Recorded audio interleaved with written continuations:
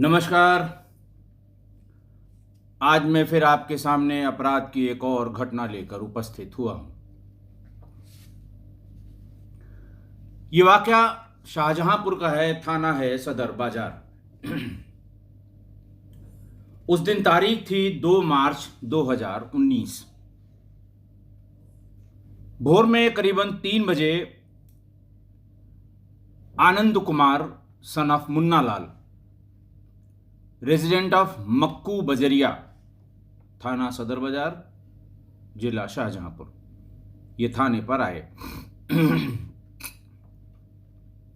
और रात की बात थी। ऑफिस स्टाफ बहुत ज़्यादा वहाँ पर थानाध्यक्ष किरणपाल सिंह अपने कमरे में थे। उन्होंने आते ही थाना स्टाफ को हत्या की एक सूचना दी। हत्या की सूचना सुनते ही तुरंत इंस्पेक्टर इंचार्ज यानी एसएचओ को बुलाया गया कि साहब मर्डर की सूचना आई है। इंस्पेक्टर साहब भी आ गए, बावर्दी दुरुस्त सामने खड़े हुए और उन्होंने पूरी बात सुनी। वादी आनंद कुमार ने यह बताया कि मेरा छोटा भाई सनित ये रात में 11 बजे, ये छोटा हाथी चलाता है, रात में 11 बजे ये वापस आया। छोटा हाथी उसने घर के सामने खड़ी की और उसके साथ एक मिस्त्री था, ब्रिजपाल मिस्त्री। ब्रिजपाल मिस्त्री को छोड़ने के लिए उसके गांव ककरा गया, उसको उसके घर पे छोड़ा। वापस आते समय ककरा गांव के बाहर जंगल जहां से शुरू होता है, वहां पर किसी ने उसको गोली मार दी। ब्रिजपाल के लड़के ने आकर मुझे सूचना दी कि मेरे यहां पापा को छोड़कर वापस जाते समय किसी ने सनित को गोली मार दी है। वो और उसकी मोटरसाइकिल वहीं पर पड़ी हुई है। मेरे भाई की किसी ने हत्या की है, मेरी एफआईआर लिख ली जाए और त्वरित कार्रवाई इसमें की जाए। किरणपाल सिंह ने तुरंत थाने पर मुकदमा कायम करने का आदेश कर दिया। क्राइम नंबर 143/19, धारा 302 यानी हत्या की धाराओं में यह मुकदमा दर्ज हो गया। इंस्पेक्टर आनंद फानन में सारी फोर्स इकट्ठा करके मौके पर पहुंचे। मौके पर उन्होंने देखा कि एक तो कोई वहां लाइट नहीं थी, घुप अंधेरा था, जाड़ा बहुत था, मार्च का महीना था शुरुआती, और कोहरा बहुत ज़्यादा था, चीज़ें दिखाई नहीं पड़ रही थीं। टॉर्च की रोशनी में उन्होंने देखा कि आने जाने वाले रास्ते पर, पगडंडी जैसे रास्ते पर, वो सीधा चित्त पड़ा हुआ है और ऐसा लगता है उसको सिर में गोली मारी गई है। काफ़ी खून वहाँ पर बना हुआ था। मृतक की मोटरसाइकिल भी पास में लुढ़की हुई पड़ी थी। घटनास्थल को सिक्योर किया इंस्पेक्टर ने, किरणपाल सिंह ने। वहां पर काफी फोर्स छोड़ी कि 4 बज रहा है, 2 घंटे बाद ही उजाला होगा, उजाले में ही कुछ देख पाएंगे। अभी यहां टॉर्च की रोशनी में बिना किसी पर्याप्त रोशनी के कुछ भी पता नहीं लग रहा है। इसी बीच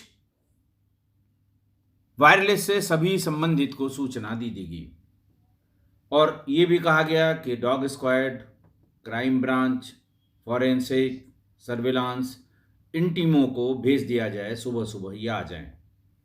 मौके पर बहुत घना अंधेरा है, लाइट की कोई व्यवस्था नहीं है। घटनास्थल को अच्छी तरह से प्रिजर्व कर लिया गया है, फोर्स वहां पर छोड़ दी गई है। सुबह 7, साढ़े 7 बजे तक सारी टीमें आ गईं।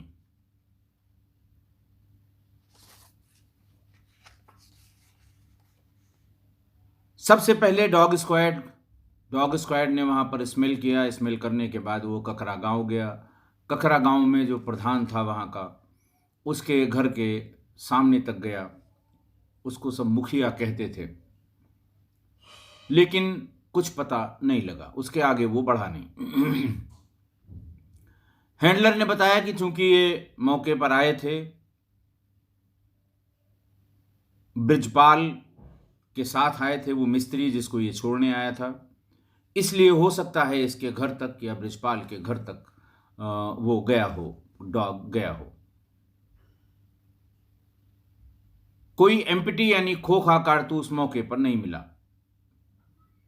सादी मिट्टी, खून आलूदा मिट्टी के सैंपल ले लिए क्राइम ब्रांच वालों ने। दिन में वहां रुककर जो भी संबंधित लोग थे उनके फोन नंबर इकट्ठा किए सर्विलांस वालों ने। 10 बजे तक पंचायतनामा करके बॉडी सील करके शाहजहांपुर डिस्ट्रिक्ट हेडक्वार्टर के लिए पोस्टमार्टम हाउस में शव भेज दिया गया। सारे सीनियर अधिकारी जो कंसर्न थे, मर्डर का मामला था, वो सभी मौके पर आ गए। मौके से बहुत कुछ पता लगने वाला था नहीं और लगा भी नहीं। बीटीएस टावर्स, आईडी, अलग अलग मोबाइल कंपनियों की ये जो फॉर्मेलिटी है वो क्राइम ब्रांच वालों ने और सर्विलांस वालों ने वहां पर पूरी कर ली। उसी रात पंचायतनामा भी, उसी रात पोस्टमार्टम भी हो गया। पोस्टमार्टम की रिपोर्ट रात में थाने पर आ गई। Cause of death due to haemorrhage and shock as a result of gunshot injuries. Injuries का जिक्र, एक ही इंजरी जो हेड में थी, एक एंट्री पॉइंट और एक एग्जिट पॉइंट।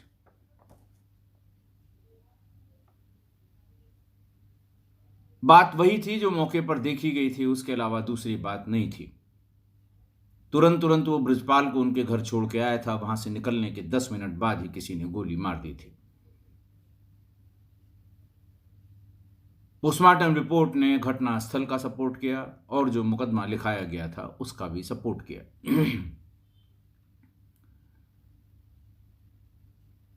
बॉडी उसके भाई को यानी वादी मुकदमा को हस्तगत करा दी गई।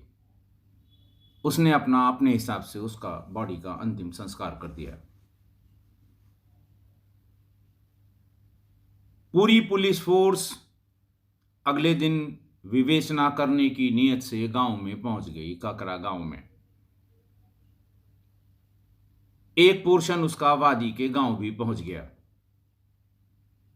पुलिस जरजोरू जमीन के चक्कर में अपनी इन्वेस्टिगेशन शुरू हो जाए, उसकी इन्वेस्टिगेशन में आगे क्या क्या मिलता है इसके लिए बयानों का सिलसिला शुरू किया।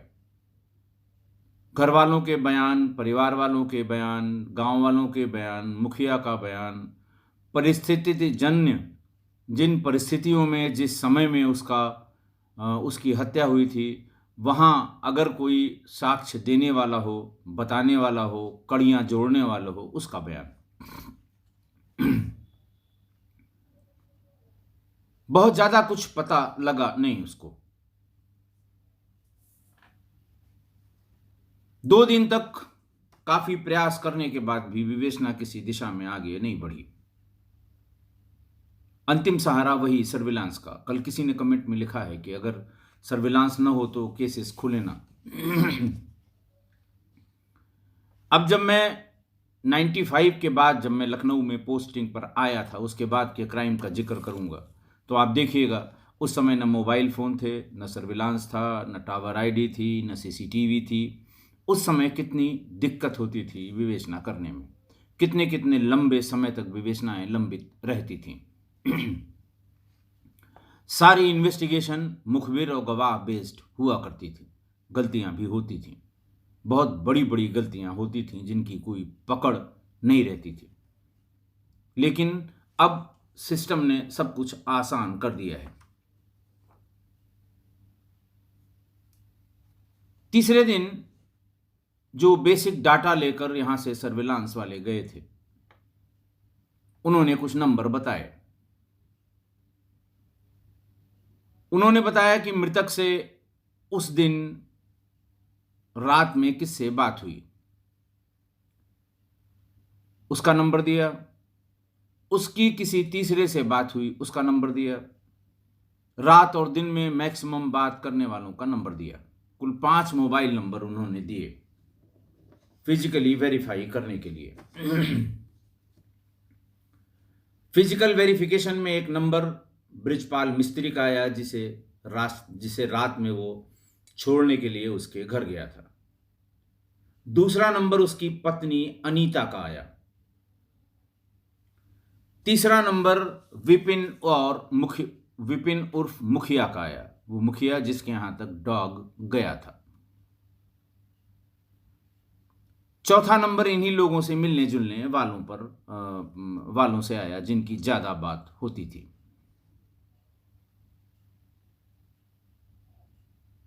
पहले ऐसे ही कच्चा हाथ डालने में पुलिस थोड़ा गुरेज करती है जब तक कि उसकी बैकग्राउंड पता न हो जाए। बिना बैकग्राउंड पता हुए या बिना क्रॉस कराने के लिए, बिना जानकारी के किसी को उठा लीजिए तो वो फौरन मना कर देगा। आपके पास कोई सब्सटेंशियल एविडेंस ऐसा हो जिससे कन्फ्रंट कराने पर वो टूट जाए, उसका प्रयास पुलिस करती है, और इस केस में भी पुलिस ने प्रयास किया। पुलिस ने प्रयास किया तो उसे ये पता लगा कि ब्रिजपाल और उसकी पत्नी किराए पर पहले मृतक के घर पर रहती थी।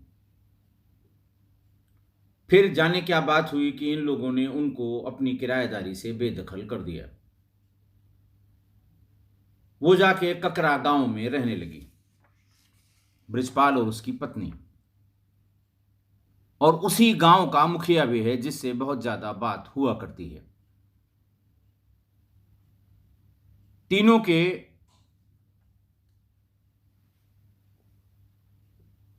कॉल डिटेल के साथ एक एक करके इनको बुलाया गया।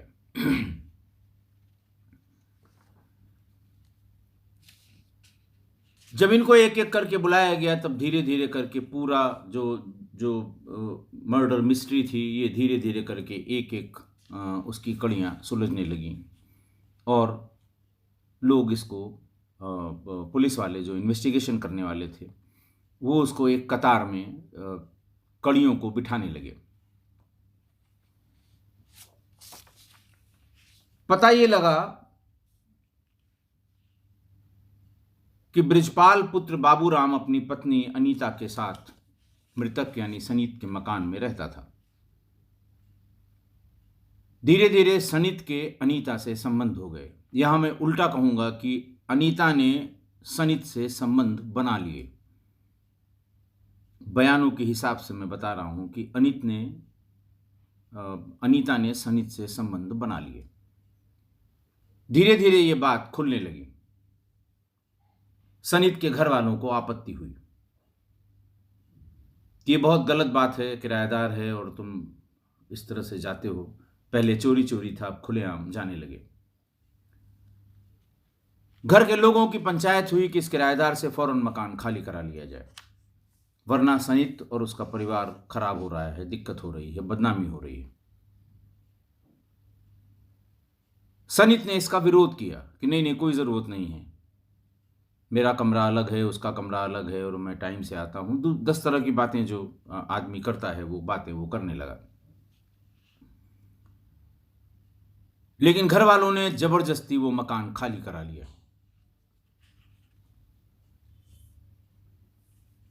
ब्रजपाल और उसकी पत्नी ककरा गांव में एक दूसरे मकान में रहने लगी। पास में ही विपिन उर्फ मुखिया का मकान था। वहां पहुंचने के थोड़े दिन बाद ही अनीता ने विपिन उर्फ मुखिया से संबंध बना लिए। मैं शायद पहली बार इस तरह की बात कर रहा हूं कि साहब ये भी कहा जा सकता था कि विपिन के संबंध अनीता से हो गए, लेकिन यहां पर यह उल्टा हुआ था। अनीता ने विपिन उर्फ मुखिया से संबंध बना लिए। जब उससे पूछताछ हुई कि भाई ठीक है, तुम्हारे उसके संबंध थे, वहां लोगों को आपत्ति हुई, तुम निकाल दी गई वहां से, फिर ये विपिन बीच में कहां से आ गया, ये मुखिया बीच में कहां से आ गया? तो अनीता ने बताया कि जब हम वहां से निकाले जाने लगे तो उसके बाद से मेरे मन में असुरक्षा की भावना घर कर गई कि ऐसे तो मैं जहां भी रहूंगी वहां जो चाहेगा वो मुझे निकाल बाहर करेगा। मैं थोड़ी स्वतंत्र विचारधारा की महिला हूं और यही उसके बारे में आम शोहरत भी थी। जब सीडीआर से एक एक करके बुलाया जाने लगा तो लोगों ने बताया कि बहुत ही स्वतंत्र विचारधारा की महिला है, लोगों से मिलने जुलने में कोई गुरेज नहीं है, रात या दिन में मिलने में कोई गुरेज नहीं है, फैशनेबल है, बाजार बहुत जाती है, जरिया मांस कुछ नहीं है उसके पति का, लेकिन अच्छे कपड़े, अच्छे गहने, अच्छी साज सज्जा के साथ वो रहती है। गांव के लोग ये किस संदर्भ में कह रहे थे आप अच्छी तरह समझ रहे होंगे। अनीता ने बताया कि वो जब ये असुरक्षा की भावना मेरे अंदर घर कर गई तो मैंने गांव के पास के ही इस विपिन और मुखिया के बारे में सुना कि ये दबंग भी है, असरदार भी है, पैसे वाला भी है, इसके सामने किसी की हिम्मत नहीं पड़ेगी। धीरे धीरे मैंने उससे संबंध बना लिए। एक दिन संबंध बन गए तो बन गए। एक दिन मुखिया ने सनित को अनीता के कमरे से बाहर निकलते देख लिया। इसके जाने के बाद उसने अनीता से कहा कि जब तुम इसके घर के बाहर निकाल दी गई, इसने तुम्हें अपने घर से बेदखल कर दिया, फिर ये तुम्हारे पास क्या लेने आता है, इसे क्यों तुम भीतर अलाउ करती हो। अनीता ने कहा कि बिल्कुल ठीक बात है, बहुत बेइज्जत करके इन लोगों ने निकाला था मुझे, लेकिन मेरे घर का खर्चा यही चलाता है। ब्रिजपाल की नौकरी में इतना पैसा नहीं मिलेगा कि मैं बाल बच्चों का पालन पोषण कर सकूं। चूंकि ये घर का खर्चा चलाता है इसलिए मैं मना नहीं कर पाती। विपिन और मुखिया ने कहा कि ठीक है, तुम इसको अपने यहां आने से मना करो, तुम्हारा जो भी खर्चा है मैं उठाऊंगा।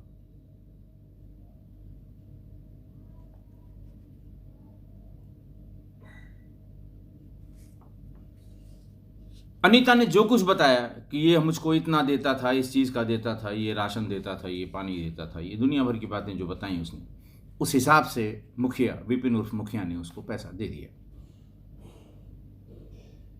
और ये तंबीह भी की कि आइंदा से ये मुझे तुम्हारे घर में नहीं दिखना चाहिए।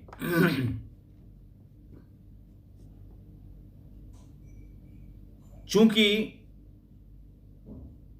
सनित के उसके प्रेम संबंध थे, घर से निकाले जाने के बाद भी वो बराबर चोरी छिपे उससे मिलता रहता था, लिहाजा वो फिर एक दिन आया। अनीता ने उससे कहा कि देखो अब तुम मत आया करो, तुम जानते हो मुखिया कितना पैसे वाला है, तुम उसकी बराबरी कभी नहीं कर पाओगे। तुम मामूली ड्राइवर, थोड़ा बहुत तुमने खर्च कर दिया, इसका मतलब ये नहीं कि जब चाहो तब चले आओ। ये बात उसको लग गई। उसने कहा ठीक है, मैं तुमको जितना पैसा दूंगा मुखिया उसके बारे में सोच भी नहीं सकता। मैं अपनी एक गाड़ी बेचकर तुम्हें परसों ही पैसा लाके देता हूं। सनित ने यही किया ही।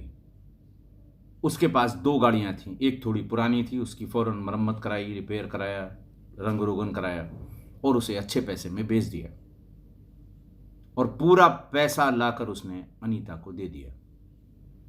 अनीता से यह भी कहा कि जिस दिन मुखिया इससे ज्यादा पैसा दे देगा मुझे बता देना, मैं कभी तुम्हारे दरवाजे नहीं आऊंगा।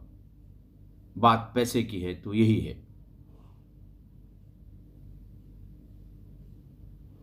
अनीता को यही चाहिए था कि इधर से भी पैसा मिला और उधर से भी पैसा मिल गया। उसने कहा कि लेकिन अब तुम बहुत सावधानी से आया करो, अगर कहीं गलती से भी मुखिया की नजर पड़ गई, शामत तुम्हारी भी है और शामत हमारी भी। लेकिन एक दिन फिर मुखिया की नजर उस पर पड़ गई। वो इस बार घर के भीतर जा रहा था। मुखिया ने देख लिया कि अब की बार फिर भीतर जा रहा है। उसके जाने का इंतजार किया और जाकर उसे बहुत कड़े शब्दों में कहा कि जब मैंने मना किया कि ये दोबारा कभी नहीं आएगा, खर्चा मैं सब तुम्हारा उठा रहा हूं, फिर ये कैसे आ गया। अनीता ने तुरंत झूठ बोल दिया कि मैं कई बार मना कर चुकी हूं, लेकिन ये मानता नहीं, ये जबरदस्ती घुस आता है। अब मैं क्या कर सकती हूं, महिला हूं। मुखिया ने कहा तुम्हारे साथ जबरदस्ती करता है, ये बिल्कुल नाकाबिले बर्दाश्त है। अब की बार तुम इसे बुलाओ, मैं इसे गोली मार दूंगा। तुम्हारे मना करने के बाद भी इसकी इतनी हिम्मत कि तुम्हारे पास आता है। और फिर अनीता ने यही किया। जिस दिन वो बृजपाल को लेके आया था, उस दिन उसने, अनीता ने फोन किया था कि शाम को अगर देर हो जाए तो बृजपाल को दरवाजे पर छोड़ देना, और रात रहेगी तो अच्छा रहेगा, हम लोग एक बार फिर मिल लेंगे। बृजपाल को छोड़ने जैसे ही वो आया, अनीता से मिलने भी गया। अनीता ने फौरन मुखिया को फोन किया कि ये आ गया है, मैं इसे उलझा के रखूंगी। 11 बज रहे हैं, ये 12 बजे के बाद इसे यहां से जाने दूंगी, तब तक तुम अपना इंतजाम कर लो, बाद में मत कहना। मुखिया ने भी अपना कट्टा लिया और गांव के बाहर जाने वाले रास्ते पर, जहां जंगल है, वहां घात लगाकर बैठ गया। 12 साढ़े 12 बजे जैसे ही मोटरसाइकिल से सनित अपने घर की ओर जाने के लिए निकला, रास्ते में ही उसने आवाज देके उसे रोक लिया। इसके पहले कि वो कुछ समझ पाता, खोपड़ी में तमंचा सटा के उसे गोली मार दी। गोली मार के वो अपने घर चला गया।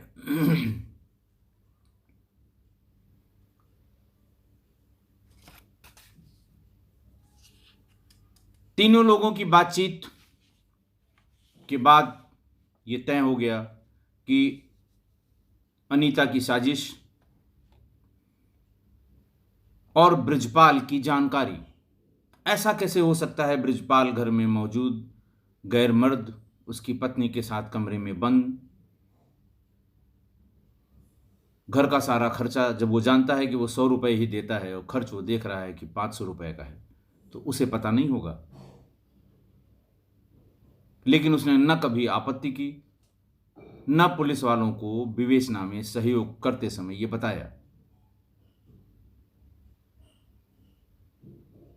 120 बी की धारा बढ़ाई गई 302 के साथ, और अनीता, उसके पति बृजपाल और प्रेमी उसका जो मुखिया था, इन सबको गिरफ्तार करके 7 अप्रैल 2019 को जेल भेज दिया गया।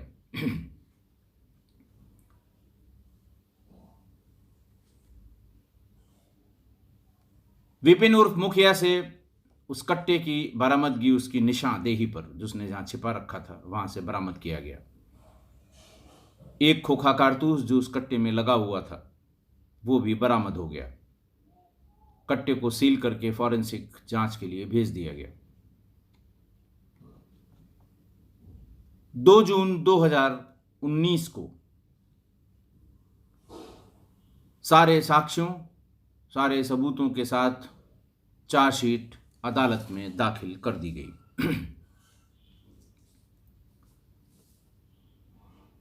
आज की घटना में आपने देखा कि एक महिला ने कैसे सारी तिकड़म करके,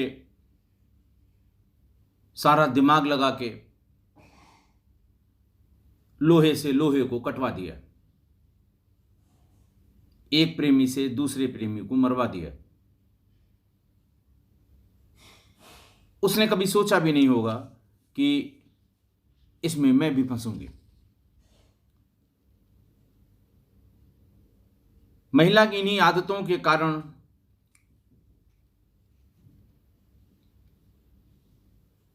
महाभारत का एक श्लोक है जिसकी अर्धाली बहुत प्रसिद्ध है, उसका आधा हिस्सा, कि तिर्या चरित्रम पुरुषस्य भाग्यम दैवं न जानति कुतो मनुष्य। यानी स्त्री के चरित्र को, स्त्री के दांव पेंच को कह लीजिए, या स्त्री के व्यवहार को और पुरुष के भाग्य को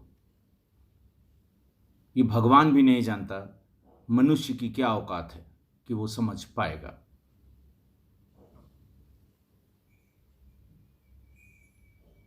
न तो सनित समझ पाया महिला को, न मुखिया समझ पाया, और न ही उसका पति समझ पाया, ब्रजपाल।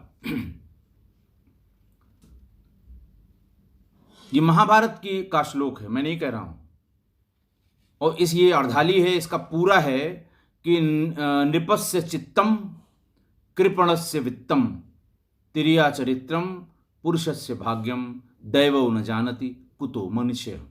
यानी राजा के चित्त को, राजा के मन को, कंजूस के पैसे को, कृपणस्य वित्तम, औरत के चरित्र को, तिरिया चरित्रम पुरुषस्य भाग्यम, और पुरुष के भाग्य को भगवान भी नहीं जान पाया मनुष्य की क्या औकात है। आज की घटना के संदर्भ में मैं ये बता रहा हूं, मैं बार बार कह रहा हूं कि मेरा नहीं है, ये महाभारत का श्लोक है। एक और दूसरा अखंड काव्य है, राजा भर्तृहरि के बारे में सब जानते होंगे। उन्होंने श्रृंगार शतक नामक एक काव्य की रचना की। नीति शतक, श्रृंगार शतक और एक और 3 उनकी रचनाएं हैं बड़ी, जो हिंदी भाषाभाषी क्षेत्र के लोग हैं वो जानते होंगे, जरूर जानते होंगे। श्रृंगार शतक में राजा भर्तृहरि ने लिखा है। नीति शतक में तो उन्होंने, चूंकि राजा थे, उज्जैन के राजा थे, तो नीति शतक में तो उन्होंने राजा की रीति नीति के बारे में लिखा है, लेकिन श्रृंगार शतक में उन्होंने पूरा का पूरा महिलाओं के बारे में लिखा है। महिला पुरुष संबंधों के बारे में लिखा है, महिलाओं के चित्त चरित्र, इनके बारे में लिखा है। एक जगह वो लिखते हैं कि महिला दिल से बहुत काली होती है, इसीलिए उसका मर्दन किया जाता है। उसके जहर को शरीर से निकालने के लिए, बाकी आगे जो कुछ लिखा है आप नेट पर पढ़ें।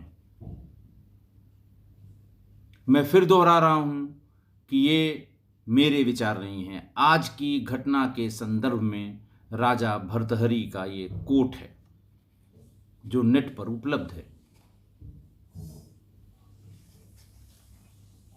तीसरा, मुंशी प्रेमचंद्र ने तिरिया चरित्र नाम की एक पूरी कहानी लिखी, 2 भाग में है, पार्ट 1 पार्ट 2। ये भी आपको नेट पर मिल जाएगी। और शब्दों के जादूगर मुंशी प्रेमचंद, आप पहली लाइन से पढ़ना शुरू करेंगे, जब तक आप खत्म नहीं कर लेंगे आप चैन से नहीं बैठेंगे। बिल्कुल ऐसे जैसे उसके आंखों के सामने ये दिखाई दे रहा है। आप अपने आप को किसी पात्र में ढाल के उस कहानी को पढ़ेंगे।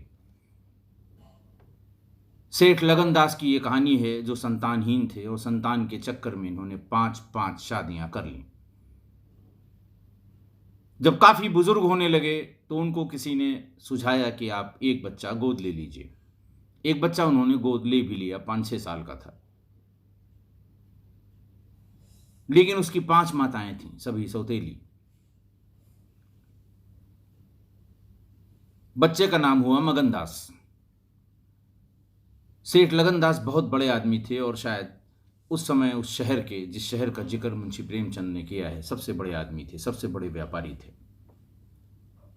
उसको लाड प्यार से पाला पोसा, उसको राजशाही आदतें जितनी होती हैं वो सब लगा दी।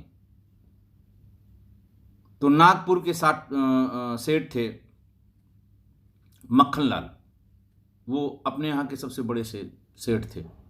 वो शादी के लिए आए और अपनी बेटी इंदिरा से उसकी शादी कर दी। वो नागपुर जिले के सबसे बड़े सेठ, और सेठ लगनदास के बारे में उन्होंने बताया है वो भी किसी बड़े राज्य के सेठ थे। इसी बीच उसको और शिक्षा के लिए इंग्लैंड भेज दिया गया, मगनदास को। जब वो इंग्लैंड में थे तभी उनको एक तार मिला। उनके पिता सेठ लगनदास ने यह तार भेजा कि तुमको बधाई हो, तुम्हारा एक भाई हुआ है। वाकया कुछ यूं था कि उनकी जो तीसरी यानी मझली पत्नी थी, उनको एक पुत्र की प्राप्ति हुई थी।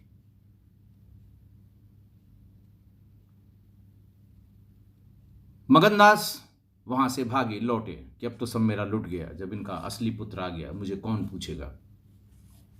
उन्हें सहारा अपनी पत्नी इंदिरा देवी से उनका सहारा था। वो भाग के गए, वो भी नहीं मिली। वहाँ जो उनका बंगला बना था उसकी एक मालिन थी, उससे बातचीत की, उसने कहीं रुकवाया और फिर उसकी बेटी रंभा से उनका इश्क हो गया। कई एक महिलाएं उस पूरे घटनाक्रम में मुंशी प्रेमचंद जी के उस शब्द जाल में बहुत सी आईं और हर एक के बारे में उन्होंने बहुत ही डिटेल में लिखा। आप जरूर पढ़िए। मुंशी प्रेमचंद से प्रेम रखने वाले लोग त्रिया चरित्र जो उनकी कहानी है, कहानी संग्रह में मिल जाएगी, गूगल पे मिल जाएगी, आप उसे पढ़िए जरूर। त्रिया चरित्र के बारे में आपको सही सही अंदाजा लग जाएगा। बहुत अच्छा वर्णन किया है मुंशी प्रेमचंद ने। ये तीनों चीजें मैंने आज की घटना के संदर्भ में दूसरों की कही हुई बातों से समझाने की कोशिश की, क्योंकि मैं सीधे रूप से अनीता के चरित्र या अनीता के कार्यकलाप पर कोई टिप्पणी नहीं करना चाहता था। मैंने कभी की नहीं है और करूंगा भी नहीं। सिर्फ आपके समझने के लिए, समझाने के लिए कि आज की घटना वास्तव में थी क्या। गलती की बात है, सारी गलती अनीता की, जिसने एक प्रेमी से दूसरे प्रेमी की हत्या करवा दी, दोनों से छुटकारा पा लिया। हालांकि उसने कभी सपने में नहीं सोचा होगा कि उसे भी सलाखों के पीछे जाना होगा। उम्मीद है आप मेरी राय से सहमत होंगे। सहमत नहीं हैं तो मुझे जरूर लिखिएगा, मैं इंतज़ार करूंगा। आपका आज के लिए बस इतना ही। बहुत बहुत धन्यवाद।